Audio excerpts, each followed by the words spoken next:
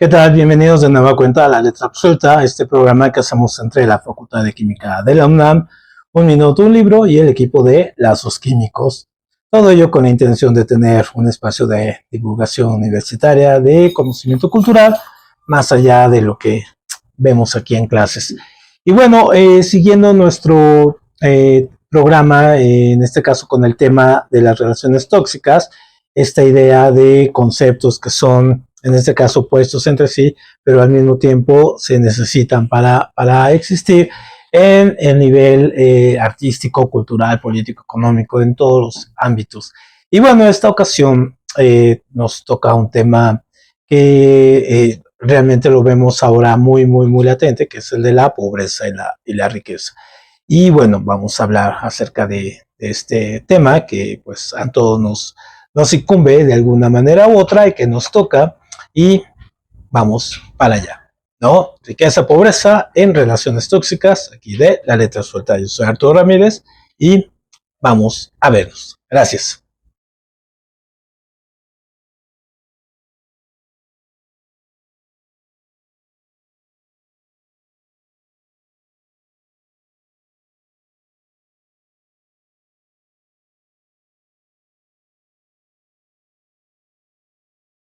Pasa en un mundo cuando 8 familias de multimillonarios no controlan la mitad de los ingresos del planeta, y cuando tienen una fortuna que podría prácticamente desaparecer, los problemas económicos de hambre que hay en el mundo.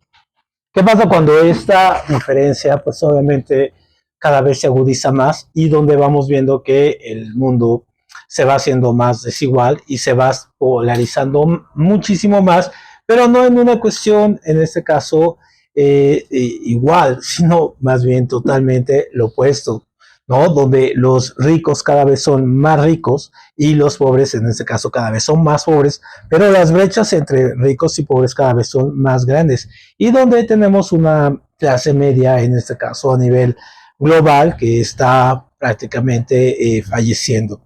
Entonces, esta relación tóxica que vemos, pues sí, no es nada, absolutamente nada nueva. Incluso la podemos definir muy bien. Obviamente es una relación tóxica muy obvia, en el sentido de que vemos cómo se maneja y cómo estas brechas cada vez se amplían más. Pero bueno, hay un motivo y hay algo donde empieza esto. Eh, si lo vemos desde diferentes corrientes filosóficas o historiográficas, por ejemplo, desde el marxismo, podríamos decir y hablar con el argumento de la acumulación originaria del capital, o si lo vemos desde otro término, por ejemplo, weberiano o de otro tipo de escuelas, pues diríamos que esta diferencia parte de cuestiones meramente ideológicas y que se han incrementado con el tiempo, o si nos vemos muy deterministas simplemente o positivistas, hablaremos del proceso del progreso que necesita estas brechas.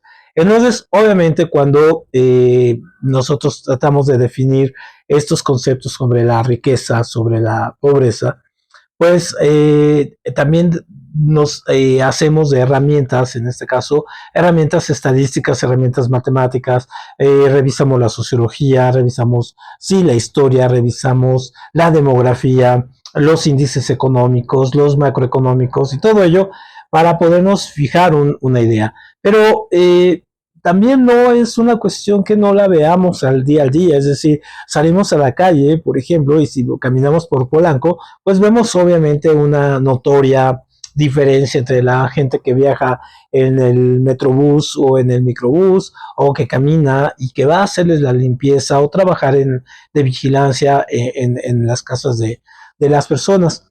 O que es muy diferente que si nosotros vamos y caminamos por Chimalhuacán o algún municipio de Oaxaca, donde la gente pues apenas puede sobrevivir, y sus estadios, en este caso de vida, son muy menores, hay analfabetismo, hay poca salud, ¿no? Es la multiplicación de los dramas, ¿no? La pelea por las casas, en fin, o los terrenos, en fin, ¿no?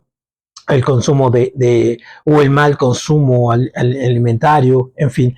Entonces, obviamente, vemos estos mundos enfrentados. Y no se diga cuando viajamos a otros países y vemos estas casas de los súper ricos, ¿no?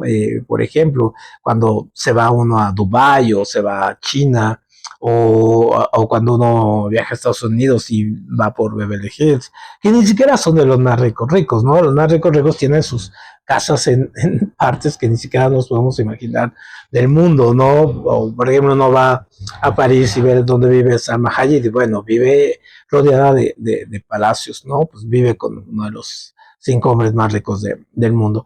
Entonces, obviamente, nosotros nos ponemos a pensar cómo llegamos a esto, por qué hay esta diferencia, pero sobre todo, por qué esta diferencia, eh, los ricos quieren ser más ricos, donde ese dinero, por ejemplo, no se lo van a acabar en su vida, donde sí generan empleos, pero no generan los empleos con las condiciones económicas o sociales o laborales adecuadas, pero sobre todo, pues no se van a acabar ese dinero en generaciones, ¿no? ¿Y qué pasa con toda esta gente pobre? ¿Dónde queda ese ejército de reserva que diría Mars, esta gente que ha quedado reservada para servir cuando falta uno, pues que llegue de sustituto del otro? Entonces, obviamente la pobreza, hablando en términos del materialismo histórico y de la dialéctica materialista, viene a través de esta famosa acumulación originaria, es decir, los personajes las primeras fases del capitalismo y en su transición del feudalismo, eh, viene este asunto de que es la depredación, es decir, estas guerras que hacían, por ejemplo, estos príncipes, estos reyes, no tenían un fundamento, por ejemplo, religioso, ese era el pretexto, ¿no? Si vamos a salvar las tierras de Cristo, donde nació la Tierra Santa, es una pretexto, es como la payasada, ¿no? Realmente ahí el trasfondo hay que encontrarlo en la economía, vamos por tierras, vamos al saqueo, vamos a encontrar, vamos a dominar, ¿no? Entonces, por ejemplo, en los saqueos que había en esos momentos, ¿no? Que se llevan de la Palestina, se llevan todo un robo, toda una cuestión de piezas robadas, dinero, oro, bueno, el dinero como tal no existía, pero sí el oro, bienes de lujo y todo, y que entonces van acumulándose en las cajas de los señores feudales. Entonces, eso al posterior momento donde, por ejemplo, en Venecia, que comienzan los bancos, y comienza esto de, bueno, la burguesía, queremos hacer capital con base al comercio, sí, pero ¿de dónde sacas los capitales? Bueno, pues de esos oros, de esos tesoros, de esas fundiciones que tienes ahí de reserva, ¿no? Entonces, obviamente, esa primera acumulación originaria también de los propios señores feudales sobre sus propias tierras también, hasta la fecha, siguen teniendo repercusiones, es decir, seguimos teniendo familias europeas que vienen, su riqueza es de milenaria, ¿no? O estos burguesillos, estos aristócratas que tienen unas capacidades económicas durísimas también, solamente por ser herederos de una corona antiquísima, ¿no? Que también basó su riqueza en estos saqueos. Entonces, obviamente, la acumulación de muchas familias, pues viene a partir de esta primera etapa, ¿no? Luego con la etapa de los bancos y la reproducción del capital, recordando que el capital no nada más es dinero, sino también son bienes materiales, son la fuerza de trabajo, en fin, se va a hacer más clara la división, ¿no? Cuando llega el proceso de la revolución industrial y entonces la mano de obra se va a dividir entre la intelectual y la manual, pero también en los dueños de los medios de producción. ¿De dónde salieron esos dueños iniciales de las fábricas, de las industrias, de los primeros tejidos y todo? Obviamente eran parte de estos saqueadores, ¿no? Piratas muchas veces, que robaban, que venían, conquistaban otras tierras, entonces se quedaban con los bienes, oro, joyas, en fin, ¿no? Y que después, con la invención del dinero, pues se va a convertir obviamente en un capital y en un flujo, en este caso de efectivo, para poner estas fábricas, esto. O sea, no es que haya surgido de la nada o que el capitalismo haya surgido por generación espontánea, ¿no? El capitalismo tardó muchos siglos en formarse y sobre todo para tener la forma que tiene ahora de esta depredación económica. Entonces, un poco la cuestión es cómo el mismo capitalismo va a dar una cuestión muy interesante, es decir, se va a dar cuenta que todas estas ideas socialistas de Saint-Simon o las ideas de la utopía de Tomás Moro o todas estas ideas socialistas de Marx, Engels, ¿no? De Robert Owen y todo ello no les funciona. ¿Por qué? Pues obviamente porque no les interesa compartir su capital, ¿no? Entonces no les interesa y necesitan otra cosa muy importante, que es quizá el factor, es que se dan cuenta que la mano de obra, ¿no? Es un bien que hay que comprar y entre más barato, ¿no? Obviamente, pues mejor para ellos porque aumenta también su ganancia en plusvalía. Entonces, obviamente, hay que comprar fuerza, mano de obra barata, ¿no? Incluso la mano de obra es muchísimo más importante que las mismas materias primas, ¿no? Entonces, obviamente, esta cuestión que Marx lo va a estudiar mucho en la teoría del plusvalor y todo ello, y cómo se genera, ¿no? Plusvalía, es decir, la ganancia para el capitalista, lo va a estudiar mucho, pues obviamente porque se necesita un número de gente pobre, un número de gente proletaria, que siempre esté dispuesta para ocupar esos lugares ínfimos con salarios mínimos, en este caso, o salarios de hambre, pero que ocupen el lugar de la gente que no lo quiere. Entonces, obviamente, nosotros, por ejemplo, vemos las propuestas de trabajo cuando buscamos algún trabajo, lo vemos y vemos que hay 1000 solicitudes y el sueldo puede empezar con 1000 pesos y es como una subasta al revés. Entonces, y te van a decir, bueno, 1000 pesos, ¿no? No quiero, pues entonces 900 y el que sigue 800, pero alguien lo va a agarrar en 200, ¿no? Entonces van a agarrar al que lo aceptó por 200 y entonces el salario ahí baja. Entonces, obviamente, todos los movimientos obreros, todos los movimientos de reivindicación de los trabajadores y todo ello, pues obviamente surgen a partir de eso, ¿no? De esa disparidad, de ese intento por controlar, obviamente, el flujo de trabajadores y obviamente el flujo de la pobreza. Pero pues lo vemos ahora, ¿no? ¿Ha funcionado? No ha funcionado. El capitalismo ha triunfado, sí, ha triunfado y con creces y sigue triunfando. Estamos en una crisis del capitalismo en absoluto. El capitalismo lo que mejor tiene es una capacidad de renovarse, reautogenerarse, ¿no? De mutar, cambiar y adaptarse a las nuevas circunstancias. Si ahorita ya no está el neoliberalismo de moda, bueno, ahora están los libertarios, ¿no? Ya no tenemos a los viejos neoliberales, pero tenemos a Trump, tenemos a Milley, tenemos a la ultraderecha con estas ideas que necesitan conservar y necesitan marcar la diferencia entre los pobres que van a ser los trabajadores y necesitados contra los grandes millonarios que sí tienen el capital y la fuerza y las ganas de que los países surjan, cuando evidentemente no es así, ¿no? Y tienen que reivindicar en este caso las pseudociencias, la ignorancia, el conservadurismo más cutre basado en la religión. ¿Por qué? Porque entre más ignorante, más tonto tengas a una población, pues obviamente tus recursos de poderlo manipular son mayores, ¿no? Y obviamente abrir la brecha económica, pues mejor, pues también para ellos, porque menos protestas y ello. Entonces, por ejemplo, cuando vemos, por ejemplo, estos personajes como Elon Musk metidos en la política, no es gratuito, o sea, no es porque al cuate le guste la política, porque ve que la política es un medio ya directo para llegar a influir directamente en los negocios. ¿Por qué? Pues porque había una ola muy fuerte donde las industrias estaban siendo reconvenidas por los movimientos sociales, pero pues ¿cómo controlamos a los movimientos sociales? Dales TikToks, ¿no? Darles información, darles entretenimiento, ponlos a que estén entretenidos, ¿no? Que se diviertan, que se la pasen bien, ¿no? y mientras estos, con los medios de comunicación, con las redes y todo ello, pues tienen verdaderamente el control, ¿no? Tienen el control de las situaciones, de las mentes y todo ello. Los movimientos, por ejemplo, de izquierda, pues les cuesta mucho trabajo a veces penetrar en una concientización de la sociedad. ¿Por qué? Pues porque hay demasiada sobreinformación acerca de este American Way of Life, que ahora lo vemos trastocado. Por ejemplo, ¿quién pudiera pensar en irse a vivir a Estados Unidos? Por ejemplo, cualquier latino, más que uno que no tuviera la mínima dignidad y que pensara que Trump le va a ayudar, ¿no?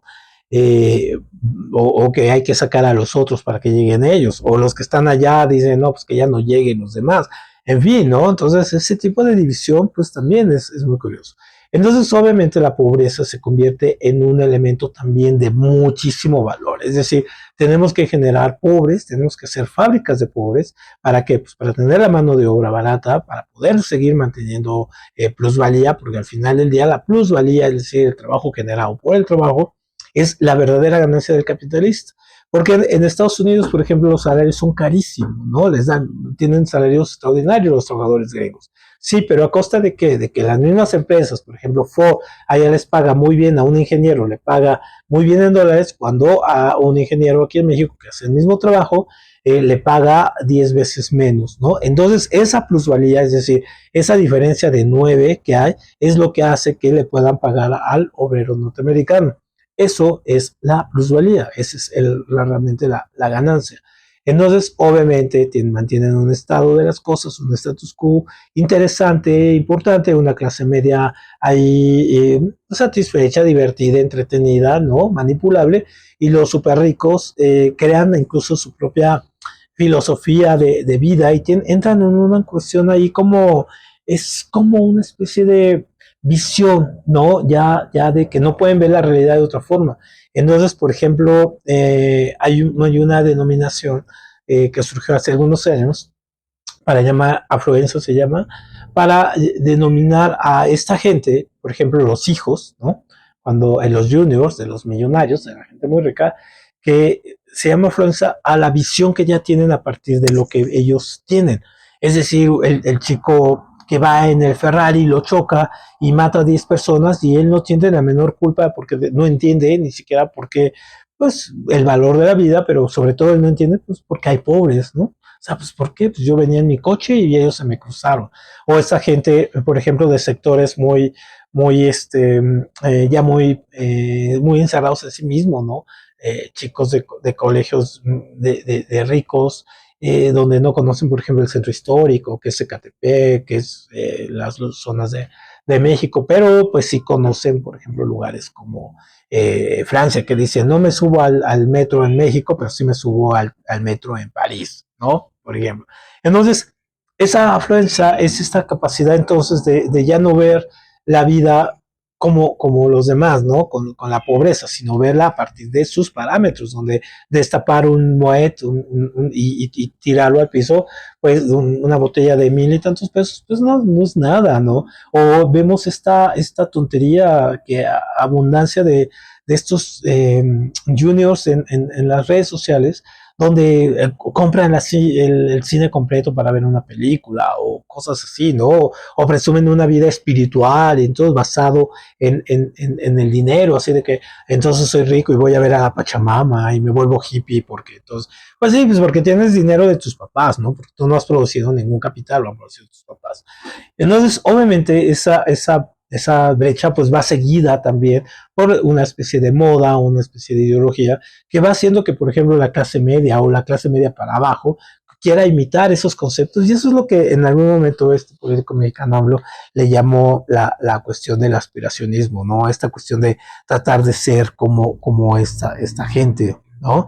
No se trata de que nos conformemos con lo que tenemos, ni que todos seamos iguales y vestamos como con traje Mao, no, sino entendamos, por ejemplo, que la parte social es tener las mismas oportunidades, pero también no la igualdad de esas oportunidades, sino tener en este caso un equilibrio ¿no? Tener un equilibrio y ser en este caso equitativos, ¿no? Esa es la palabra, tener una equitatividad en las oportunidades. No es lo mismo nacer en una casa de las lomas y haber ido al liceo francés que estudiar en la secundaria diurna de Ciudad de Nezahualcóyotl, ¿no? O no es lo mismo que te enseñen en estas escuelas francés e inglés desde que eres muy chico y que lo ocupes y que obtengas trabajos donde te pagan una muy buena lana solamente porque eres amigo del pariente o de tu compañero de trabajo fundó su empresa, entonces te mete a trabajar y todo ese asunto, ¿no? Esta famosa meritocracia. Y las personas, por ejemplo, con grados, estudios y todo, doctorados, pues, que vienen de otros sectores, pues no viene. Entonces, tampoco se trata esto de romantizar la pobreza, así de que la cultura del esfuerzo, entonces yo salí, todo eso, porque es uno de cuántos, uno de 1 millón, ¿no? Que logran hacer esto. Entonces también no hay que romantizar ni siquiera la pobreza, también es un poco chocante eso, es que yo soy tan pobre, y pues sí, pero, o sea, también hay que hacer cosas para cambiar, sobre todo la percepción acerca de la pobreza y de la riqueza, ¿no? Es decir, la pobreza tampoco te santifica, ¿no? Tampoco te vuelve la persona más humana o más santa, o que no hay que bendecirla o pedirle perdón porque es pobre. No, tampoco eso. Pero tampoco es el punto extremo del pobre es pobre porque quiere, ¿no? O sea, igual de errados son los conceptos, ¿no? En este caso. Entonces, obviamente, sí hacer una reflexión sobre los orígenes de la pobreza, los orígenes de la riqueza, tomar esta conciencia social muy en serio, ¿no? En general, en este caso, en la medida que nosotros podamos, generar espacios de discusión y sobre todo de información. Vamos a modificar cosas quizá mínimas, pero quizá para el entorno y en las generaciones pueda ser un gran cambio, ¿no? O ver los movimientos, votar, salir a votar, tener participación política activa, ¿no?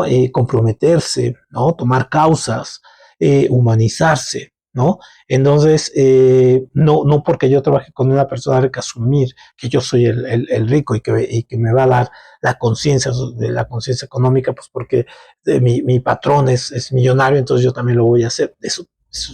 Pero eso también está muy influenciado por estos medios corporativos donde nos han creado esta idea, ¿no? No en balde estas telenovelas de Thalía, donde pues es la pobre que dejaron y después se casa con el rico, y es lo que aspiran a mucha gente, ¿no? O dar un golpe de suerte y entonces tener la riqueza, y entonces volverse todo lo que criticabas, volverte, ¿no? Entonces, bueno, cerrando, pues sí, los orígenes de la pobreza y la riqueza tienen sus orígenes en este paso del feudalismo hacia el primer capitalismo, este capitalismo salvaje, con en este caso, acumulación originaria del capital, que es un saqueo, y después, ¿no? Las familias que se fueron heredando, que fueron creando condiciones para que su riqueza aumentara en condición de que los pobres pues, fueran su mano de obra, ¿no? Acuérdense, mucho más importante porque generan plusvalía más que la materia prima, ¿no? Finalmente, la materia prima la podían conseguir, sí, pero la mano de obra, pues, esa hay que adoctrinarla, hay que trabajarla, y entonces, ¿qué más que tenerla? Que, pues, primero con los esclavos y después ya en un modo se dieron cuenta que los esclavos costaban más caro y entonces, pues, crearon pobres, ¿no? Entonces, que eso es otra forma, ¿no? Bueno, pues muchas gracias. Sé que el tema no lo abarcamos en cabalidad, pues porque es realmente una introducción al tema y solamente es poner en el punto el punto de vamos a discutir este tipo de asuntos, ¿no? Más allá del resentimiento social, más allá de la política chafa, más allá de todas estas prejuicios que podamos tener, sino discutirlo de una manera más informada y pues obviamente con mayores argumentos. Bueno, nos vemos para la próxima. Nuestro próximo Relaciones Tóxicas va a ser acerca de relaciones tóxicas entre personas, científicos, artistas y cosillas ahí del chisme cultural y científico. Muchas gracias y buenas tardes.